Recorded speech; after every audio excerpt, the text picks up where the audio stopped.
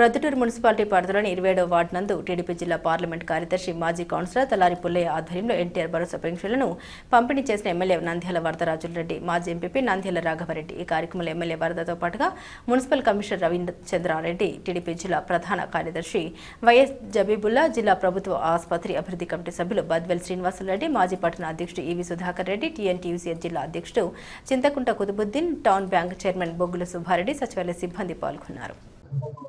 చంద్రబాబు నాయుడు గారు 4,000 రూపాయలు పెన్షన్ పెంచుతానని చెప్పి మొట్టమొదటి సంతకము ఆయన ముఖ్యమంత్రి అయిన వెంటనే 4,000 రూపాయల పెన్షన్ మీద మొట్టమొదటి సంతకం చేయడం జరిగింది.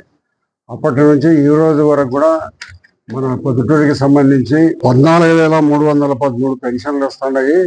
ఈ 14,313 రూపాయల ప్రకారము 4,000 రూపాయలు ప్రతి పెన్షన్ చేసుకుంటే 6,20,64,500 రూపాయలు ఈ పెన్షన్ల ద్వారా రావడం జరుగుతుంది.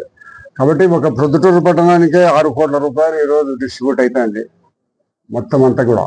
మరి ఇంత భారీ ఎత్తున పెన్షన్ ఇచ్చే రాష్ట్రము భారతదేశం ఇది ఒక్కటే రాష్ట్రమే, ప్రపంచంలో ఎక్కడ కూడా లేదు.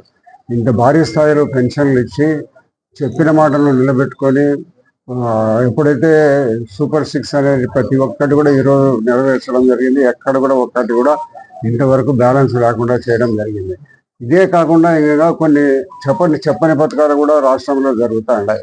కాబట్టి రోడ్ల అభివృద్ధికి కానీ మరి దేవాలయాల అభివృద్ధికి కానీ ఎక్కడ ఏమడిగినా కూడా లేదనే పరిస్థితి లేకుండా రాష్ట్రానికి ఇవ్వడం జరుగుతూ ఉంది. మరి ఇటువంటి భారీ స్థాయిలో పెన్షన్లు ఇచ్చే ఈ ప్రభుత్వాన్ని ప్రజలందరూ గుర్తుపెట్టుకొని అభివృద్ధి కార్యక్రమాలు, నిరంతరము సంక్షేమ కార్యక్రమాలు అభివృద్ధిని చేసే గౌరవ ముఖ్యమంత్రి చంద్రబాబు నాయుడు గారిని మీరందరూ గుర్తుపెట్టుకొని అభివృద్ధి జరగాలంటే చంద్రబాబు నాయుడు గారే ముఖ్యమంత్రి ఉండాలి. అది కాకుండా ఈరోజు అప్పుడు చెప్పడం జరిగింది, చేనేత వాళ్ళందరికీ 200 యూనిట్లు ఫ్రీగా ఇస్తామని. ఈ రోజు నుంచి రాష్ట్రం అంతా కూడా మొత్తంగా ప్రతి వీవరకు 200 యూనిట్లు ఉచితంగా ఇవ్వడం జరిగింది. మీకు ప్రతి ఒక్కరూ ఈ రోజు నుంచి 200 యూనిట్లు ఫ్రీగా ఆడుకొని వాళ్ళు చేసే మొగ్గములో పని చేసుకునే దాంట్లో కానీ మరమగ్గం మీద కానీ 200 యూనిట్లకు సబ్సిడీ కింద ఇవ్వడం జరుగుతుంది.